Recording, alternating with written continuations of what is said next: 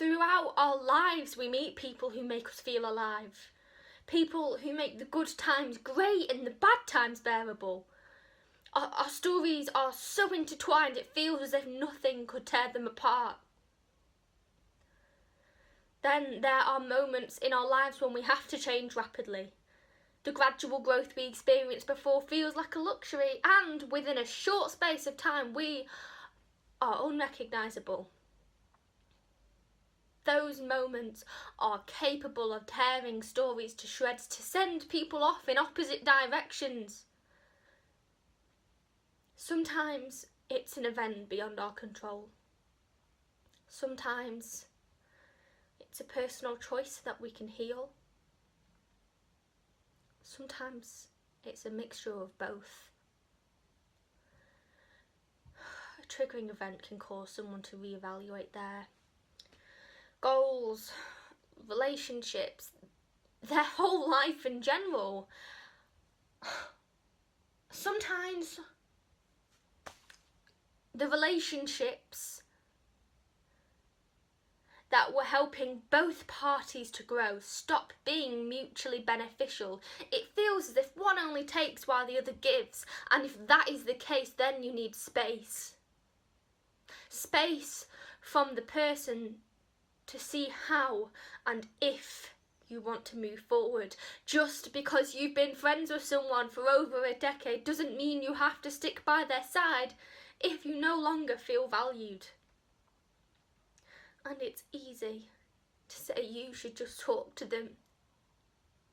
But how do you sit your friend down and tell them that they make you feel like nothing? That you don't need to be a priority, but you'd at least like to be a thought. That you're tired of being the last resort when no one else is available, a spare part. How do you tell your friend that you've been struggling for months and that you've barely noticed? What if they don't care? What if they brush it off like it's nothing? They may well have things going on in their own life, their own head, and it's not like you can be mad at them for that, because we all do.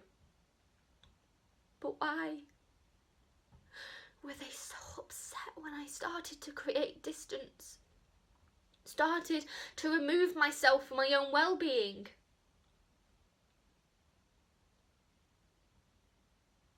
I love group chats and I stopped turning up for events. I just assumed they wouldn't notice, but they did.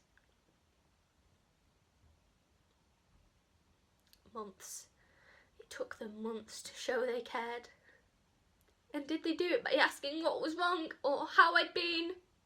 No, they spread rumours and lies. I hate them. It's what they said. Someone said that I said that I hated them, so it must be true.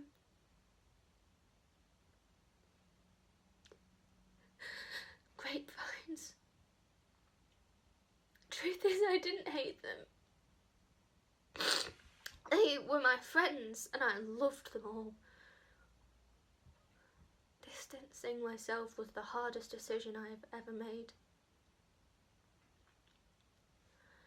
Indifference. Not hatred, just indifference.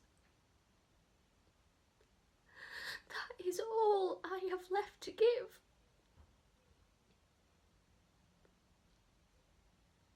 The door's not closed on my end. I'm working on myself, learning to value myself, to feel good and to feel seen. The door seems closed on their end. Called me fake because I agreed to go out with them all one day in the midst of it all. I missed them.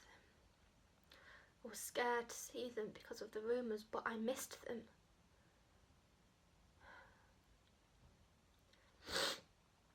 Deep down I wanted it to get brought up so we could have a massive argument, get it all out and then just leave it behind.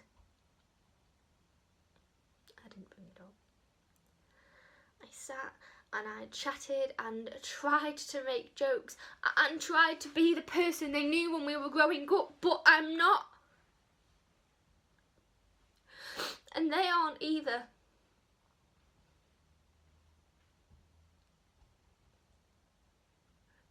It wasn't fake, it was fear. They fell out of love with the person they knew, so how could they possibly like what grew from that?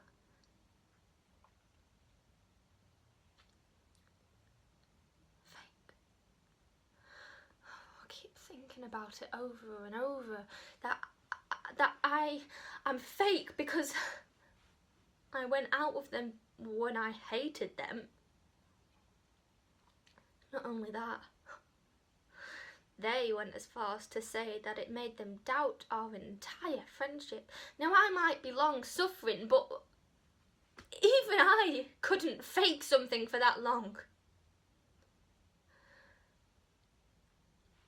We eventually did have a discussion about it. And I used the term discussion loosely because it was more like two people yelling at each other over text and neither one really listening to what each other had to say. I didn't do it to hurt anyone, and I was naive to think it wouldn't. But sometimes you have to put yourself first. Sometimes you have to take a step back and look at the relationship that no longer makes you feel valued. Is it even worth it? Do you even have the energy?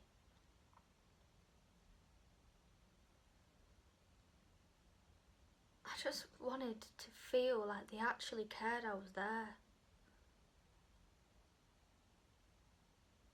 I didn't think that was such a wild concept.